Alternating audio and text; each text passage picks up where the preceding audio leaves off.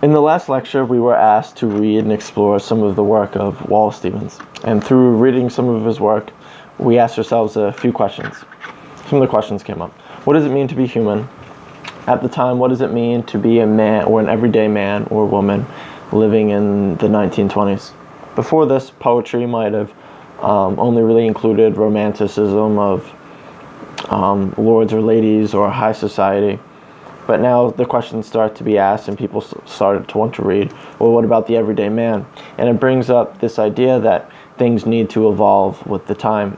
And Wallace Stevens and Dr. Crowley mentioned this. So how do you take something and adapt it to an evolving time and a time where things are spinning and nothing's starting to stay the same? An idea or concept that was brought up of modern poetry is there is a script of something, and people have used this script to continue to produce work that is famous or popular, or you have a script and this is the fast track. Well, now this script is changing. No longer is this the fast track, no longer doing it the same way will get the same results.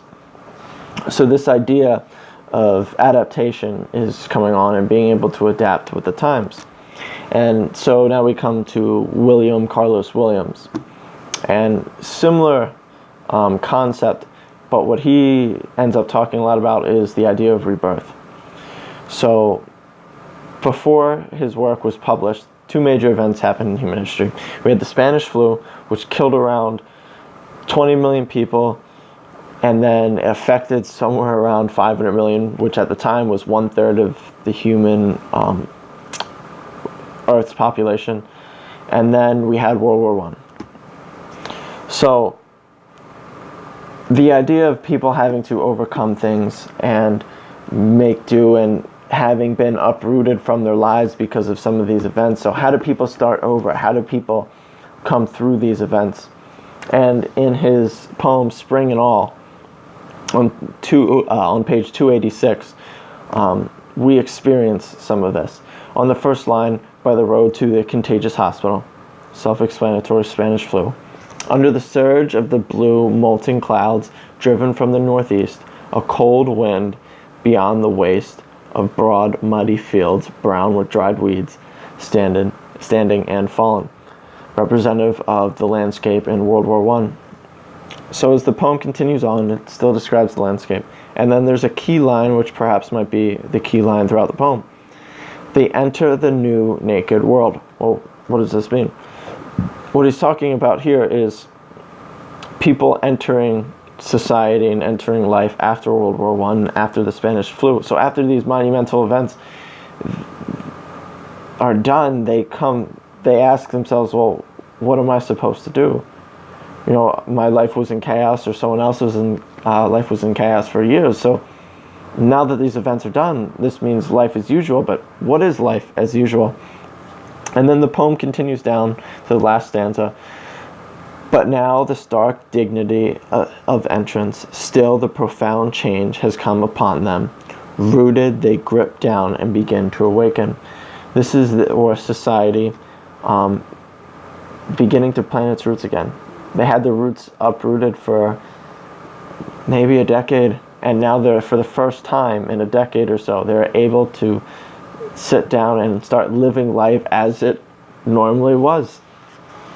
And if we continue now to another one of his poems, Landscape with the Fall of Icarus, he explores something a little different, the death amongst life. The Landscape with the Fall of Icarus was a painting painted in the 1500s. And paintings normally don't have voices, they don't have words. But Williams gave this painting words, and it gave this painting a little more meaning. And within his description of the poem, the edge of the sea concerned with itself, sweating in the sun that melted the wings' wax, insignificantly off the coast there was a splash quite unnoticed. This was Icarus drowning. There's no mention of help of Icarus. In the picture, there's no one looking to help Icarus. And it brings forth the idea that there could be, or there is, this event that was happening, but some people just weren't paying attention to it, and it brings the idea of death amongst life. And what's interesting about this poem is there's no punctuation. And with this, it could just be because he just doesn't want you to care, or because it brings more powerful meaning and it brings a more rhythmic power to the poem. In every stanza, it just gives a rhythm and more impact. So with this, again, it emphasizes that with this, there's death amongst life, which is representative of World War I and the Spanish flu. So if we continue on to the red wheelbarrow, which is very odd.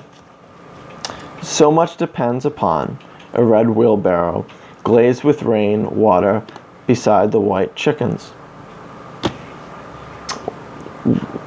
Why? So how does this, what's the meaning of this poem? Well, without context, it's a red wheelbarrow.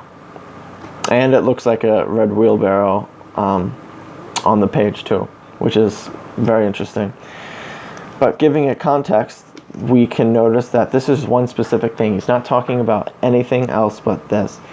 And he wants the readers to look at this and to focus on one thing. A red wheelbarrow. But what else could this represent? This could represent World War I. This could represent the Spanish flu. This could represent life as a whole. So after these two events, the Spanish flu and World War I, pass, he could just be telling people just to focus on one thing. It's an interpretation.